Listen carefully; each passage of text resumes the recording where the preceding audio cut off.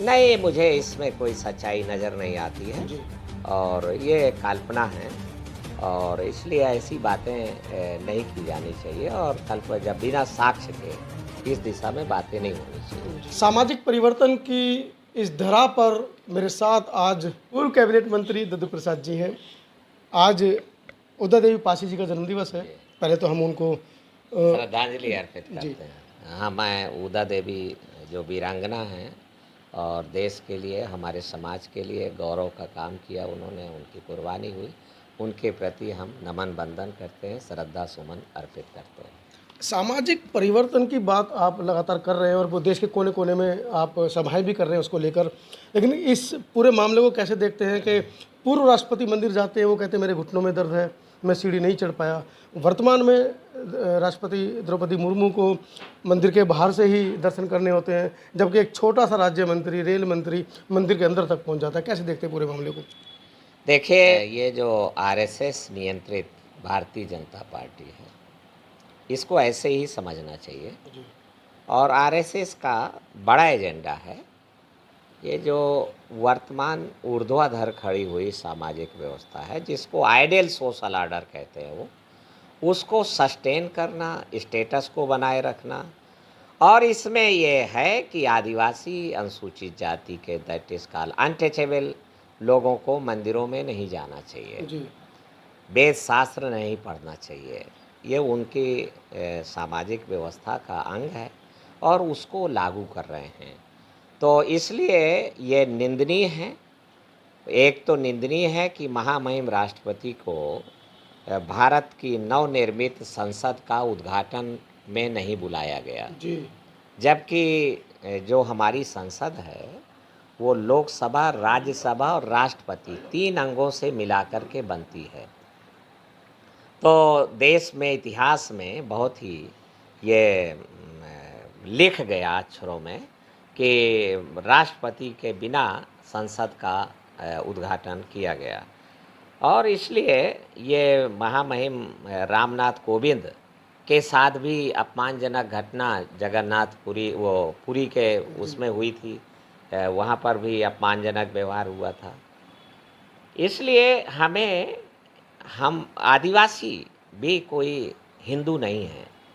हिंदू वर्ण व्यवस्था से आदिवासी बाहर है। बाबा साहब अम्बेडकर ने तो ये तक कहा कि जो अनटचेबल हैं वो अंत्यज हैं और बहिष्कृत हैं और तिलक ने, मदन मोहन मालवीय ने और स्वयं महात्मा गांधी ने कहा कि ये पंचम वर्णीय हैं। जी। तो पंचम वर्ण का मतलब होता है वर्ण व्यवस्था से बाहर, अर्थात हिंदू समाज व्यवस्था से बाहर। शूद्र से बाहर। हाँ, शूद्र भी नहीं, वो तो कहा है कि पंचम वर्ण है ये और पंचम लोग हरिजन जो उनका अखबार निकलता था उसमें अनेक जगह उन्होंने इस शब्दावली का इस्तेमाल किया। इसलिए ये इसको ऐसे ढंग से देखना चाहिए कि वर्तमान जो सामाजिक व्यवस्था और ये इसलिए फेल्यूर है, कांग्रेस पार्टी की भी असफलता है कि उन्होंने लंबे समय तक शासन करने के बाद संविधान के अनुच्छेद 38 का पालन नहीं किया और कोई सामाजिक व्यवस्था का निर्माण नहीं किया जो 38 स्पष्ट प्राविधान करता है। तो फिर ये कौन लोग हैं जो बैनर लगा रहे हैं, पोस्टर लगा रहे हैं और बड़े गर्व से कह रहे हैं कि हम शूद्र हैं? अब ये तो जो कह रहे हैं कि गर्व से कि हम शूद्र हैं, वो और लोग संघर्ष कर रहे हैं, काम कर रहे हैं शूद्र बनने हम- के लिए? अब शूद्र बनने के लिए ने वो शूद्र होंगे ही, जी। तभी तो कह रहे हैं और हो सकता है भविष्य का उनका कोई एजेंडा हो, उस बारे में मैं अभी क्या कह सकता हूँ। उनकी अभी पूरी कार्य एजेंडा सामने नहीं आया है। तो पर मैं ये कहूँगा कि इस देश की सामाजिक व्यवस्था को बदलने की आवश्यकता है और सामाजिक व्यवस्था के बदलाव के लिए व्यापक जनमत तैयार है। वो दिन चले गए जब गांधी के नाम पे वोट मांगे जाते थे, वो दिन चले गए जब हिंदुत्व के नाम पर ही सरकारें बन रही थी। भविष्य में आने वाले समय में सरकारें सामाजिक व्यवस्था के बदलने के नाम पर बनेंगी और हम चाहते हैं कि ध्रुवीकरण हो, एक तरफ यथास्थितिवादी ताकतें इकट्ठी हों और दूसरी तरफ इस देश की सामाजिक व्यवस्था में बदलाव लाने वाले लोग इकट्ठे हों। मुझे पूर्ण विश्वास है कि भविष्य में सामाजिक व्यवस्था में बदलाव लाने वाली जनशक्ति ज़्यादा सशक्त होगी, ज़्यादा मजबूत होगी, क्योंकि 85% से 90% लोग इस देश की सामाजिक व्यवस्था से पीड़ित हैं। हमारे दुख का मूल कारण यही है। हमारे दुख का मूल कारण इस देश की वर्ण व्यवस्था है, सामाजिक व्यवस्था, उसमें बदलाव लाए जाने की ज़रूरत है। ये सड़ी गली सामाजिक व्यवस्था है, आउट ऑफ डेट हो चुकी सामाजिक व्यवस्था है। दुनिया भर में समता, समानता, स्वाभिमान की बातें हो रही हैं, मानवता की, ह्यूमन राइट्स की बात हो रही हैं, और यहाँ पर वही सड़ी गली बातें चलाई जा रही हैं। राजनाथ सिंह जब राफेल का उद्घाटन करते हैं तो नींबू मिर्चा का वो बांधते हैं, टोना टोटका से का सरकारें, ये देश को पीछे ले जाने की बातें हैं। दुनिया में मजाक उड़ाया जा रहा है इसका, और मजाक उड़ और परंतु अपनी छवि निर्माण करने के लिए नरेंद्र मोदी जब विदेश में जाता है तो भगवान बुद्ध को ले लेता है और कहता हम बुद्धवादी हैं, अपने बुद्ध हमारे देश में कैसे दुनिया। अभी वहाँ पर जा कर के कहा उसने अमेरिका में कि हमारे देश में हम बौद्ध देश के, बुद्ध देश के लोग हैं। तो अर्थात उन्हें पता है कि दुनिया के सामाजिक इतिहास में और दुनिया में राम का मूल्य नहीं है, कृष्ण का मूल्य नहीं है। दुनिया में अगर किसी का आदर है तो बुद्ध के नाम से है, और बुद्ध एक वैज्ञानिक हैं, बुद्ध समतावादी हैं, बुद्ध इंसानियत के मानवतावादी हैं, और बुद्ध वैज्ञानिकतावादी हैं। अंधविश्वास के विरोध में उनकी सारी देशनाएं हैं। हमें उस रास्ते पर चलना होगा तो हम दिन दूनी रात चौगुनी तरक्की करेंगे और देश में हम परिवर्तन लाएंगे, और ये प्रतिष्ठा और प्रॉस्पर्टी, समृद्धि का वर्षा होगी, समृद्धि की। सामाजिक परिवर्तन की बात आप कर रहे हैं, कैसे कर पाएंगे सामाजिक परिवर्तन? जनमत एक ऐसा नेता मतलब उससे इतना खौफ खा गया कि दिन दहाड़े उसके ऊपर गोली चला दी गई परसों। हाँ ठीक है, उसमें चंद्रशेखर रावण को सुरक्षा मिलनी चाहिए, और जो प्रधानमंत्री की सुरक्षा है उस लेवल की सुरक्षा भाई चंद्रशेखर रावण को एनएसजी और स्पेशल प्रोटेक्शन ग्रुप और जेट प्लस श्रेणी से ऊंची सुरक्षा उनको मिलनी चाहिए। सोशल मीडिया पर एक चर्चा चल रही है कि बहन कुमारी मायावती जी ने आकाश आनंद को आगे लाने के लिए इस कृत्य को किया है, या चंद्रशेखर ने स्वयं पब्लिसिटी पाने के लिए। आपने तो एक लंबा समय बसपा के साथ गुजारा है, बहन जी के साथ गुजारा है, क्या बहन जी इस तरह का कृत्य कर सकती हैं? नहीं, मुझे इसमें कोई सच्चाई नज़र नहीं आती है जी।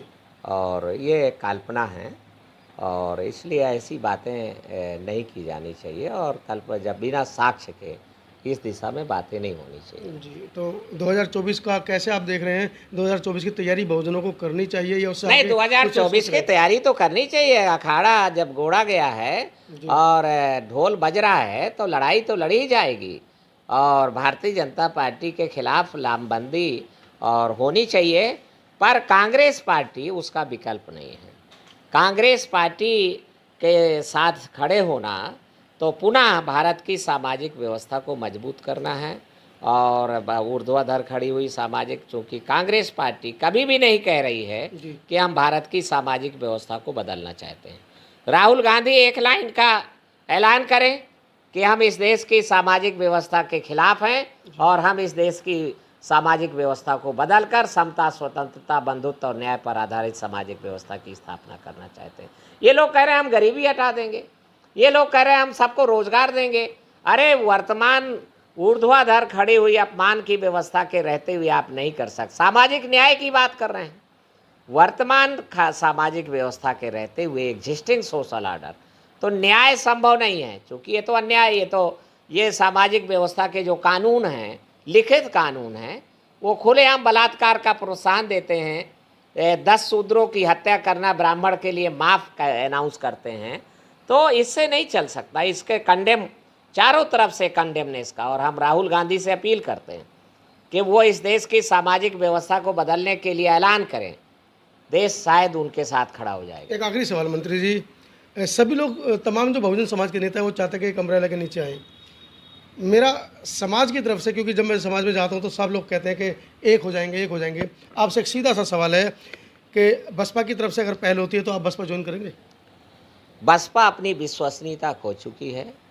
महान क्रांतिकारी मानवर कांशीराम जी को समाप्त कर चुकी है बहुजन समाज पार्टी, सामाजिक परिवर्तन के एजेंडे को छोड़ चुकी है। तो इसलिए बसपा को अपनी विश्वसनीयता कायम करनी होगी। जी। तो फिर विचार करेंगे कांशीराम जी के चेले क्योंकि 2 या 3 लोगों को छोड़ करके किसी ने भी बहुजन समाज पार्टी नहीं छोड़ी है। सबको सामाजिक परिवर्तन का एजेंडे पर जोर देने के कारण निकाला गया है। जी बसपाई झूठा प्रचार कर रहे हैं कि ये लोग हमारे दुख के घड़ी में हमारा साथ छोड़ गए, अब हमारे साथ नहीं दे रहे हैं, तो झूठ बोल रहे हैं। वोट बेचना बंद करें, वोट बेचना बंद करके टिकट बेचना बंद करें, फिर कांसीराम के चेले डिसाइड करेंगे कि हमें क्या करना है। बहुत महत्वपूर्ण जानकारी अभी माननीय मंत्री जी ने दी है कि बहुजन समाज के जो नेता हैं जिनके ऊपर आरोप लगाया जाता है कि उन्होंने उस समय पर पार्टी को छोड़ा जब पार्टी को ज़रूरत थी, लेकिन आज एक खुलासा इन्होंने किया है कि निकले नहीं हैं, निकाला गया है। अगर बसपा अपनी नीतियों में कुछ परिवर्तन करती है तो संभवतः तमाम वो नेता जो बसपा के छाते की डंडियां थीं वो पुनः एक बार उस छाते को तैयार करने में सफल होंगे। वीडियो के बारे में आपकी क्या राय है कमेंट सेक्शन में ज़रूर दें। सर धन्यवाद।